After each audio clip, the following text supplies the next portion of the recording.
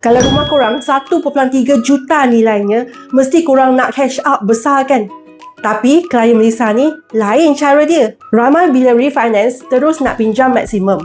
Tapi klien Melissa ni bijak, dia cuma ambil apa yang dia perlukan sahaja. Ramai ingat bila market value kita dah tinggi, kena ambil semua. Padahal makin besar pinjaman, makin berat bayaran bulanan. Dan interest pun boleh makin banyak. So, bila kita pinjam lebih dari perlu, masa tu rasa seronok sebab banyak cash masuk.